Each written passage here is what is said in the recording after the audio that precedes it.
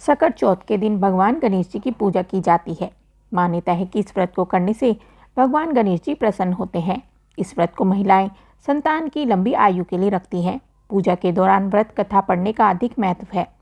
सकट कथा पढ़ने से व्रत पूर्ण माना जाता है। इसके अलावा इस दिन चंद्रदेव को जल देने से संतान को रोग नहीं होता और सौभाग्य की प्राप्ति होती है। इस दिन चंद्रमा को अर्घ्य देने के बाद सकट चौथ व्रत का पारण किया जाता है।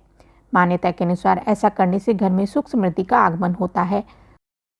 ऐसा कहा जाता है कि इस व्रत को करने से विघ्नहर्ता गणेश संतान के सारे संकटों को दूर करते हैं।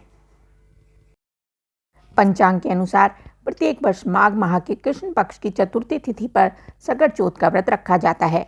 इस व्रत को सकट चौथ के अलावा संकष्टी चतुर्थी, तिलकुट, माघ चतुर्थी आदि नामों से जाना जाता है।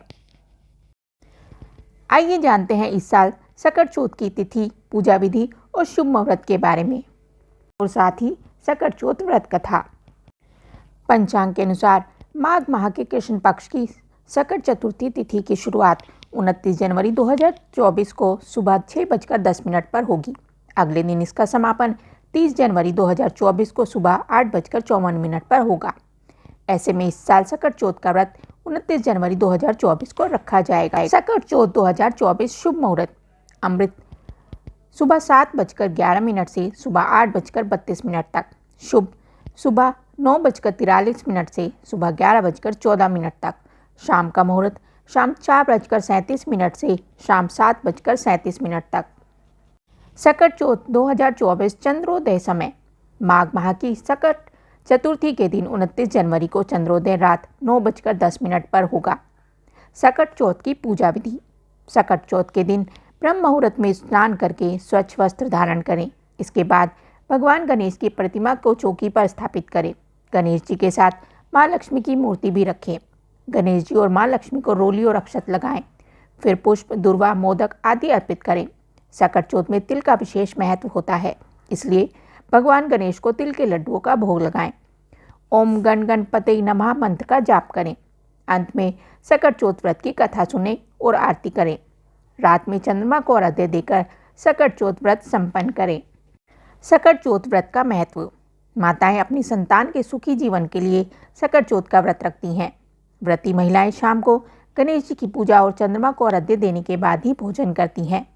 ऐसा कहा जाता है कि माघ माह की चतुर्थी के दिन ही भगवान गणेश ने अपने माता पिता की परिक्रमा कर अपनी तीव्र बुद्धि ज्ञान का परिचय दिया था। इस व्रत को करने से संतान को अच्छा स्वास्थ्य, बुद्धि, समृद्धि में वृद्धि होती है। साथ ही इस दिन तिल को दान, उसके सेवन और पूजा में विशेष इस्तेमाल किया जाता है। ऐसा कहा जाता है कि एक बार माँ पार्वती स्नान करने गई। स्नान घर के बाहर उन्होंने अपने पुत्र गणेश जी को खड़ा कर दिया और उन्हें रखवाली का आदेश देते हुए कहा कि जब तक मैं स्नान कर खुद बाहर ना आऊं, किसी को अंदर ना आने देना। गणेश जी अपनी माँ की बात मानते हुए बाहर पहरा देने लगे। उसी समय भगवान शिव माता पार्वती से मिलने आए, लेकिन गणेश भगवान ने उन्हें दरवाजे पर ही कुछ देर रुकने के लिए कहा।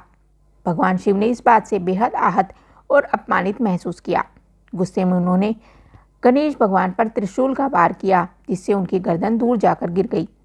स्नान घर के बाहर शोरगुल सुनकर जब माता पार्वती बाहर आई तो देखा कि गणेश जी की गर्दन कटी हुई है। ये देखकर वो रोने लगी और उन्होंने शिव जी से कहा कि गणेश जी के प्राण फिर से वापस कर दे। इस पर शिव जी ने एक हाथी का सिर लेकर गणेश जी को लगा दिया। इस तरह से गणेश भगवान को दूसरा जीवन मिला। तभी से गणेश जी की हाथी की तरह सूंड होने लगी।